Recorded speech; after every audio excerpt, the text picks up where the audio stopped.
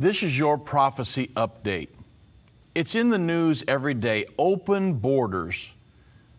Should we open our borders up to whosoever will to come into the United States, or should we protect our borders? That's a big question in the news today. Well, I can tell you that open borders equal a move in our world today towards the prophesied world government. So I have a question for you. How are the European Union's open border policies working out for them? The Times in the UK reports that the intelligence officers have identified 23,000 jihadists, extremists, living in Britain, just Britain alone, and as potential terrorist attackers. This is exactly what President Trump is trying to protect America against.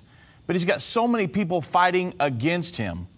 According to the CNN News, in several tweets yesterday morning, President Donald Trump doubled down on his travel ban and criticized his own Justice Department for watering down the original ban out of political correctness. A couple of Donald Trump's tweets were, "People, the lawyers and the courts can call it whatever they want, but I'm calling it what we need and what it is, a true travel ban." Then in another tweet, he said, "In any event, we are extreme vetting people coming into the U.S. in order to keep our country safe. The courts are slow and political." So the travel ban issue really returned to the headlines on Saturday when President Trump tweeted after the terror attack in London, "We need to be smart, vigilant, and tough. We need the courts to give us back our rights. We need the travel ban as an extra level of safety." The original travel ban, issued by executive order on January 27th, applied to 7 countries: Iraq, Iran, Libya, Somalia, Sudan, Syria, and Yemen. A district court in Washington immediately blocked the enforcement of the ban nationwide, and a few weeks later, a panel of the Ninth Circuit Court of Appeals refused to lift that injunction pending an appeal.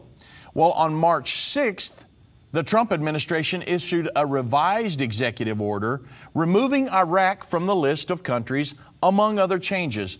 But on March 16th, a federal judge in Maryland put Trump's second order on hold, and the Fourth Circuit Court of Appeals upheld that injunction.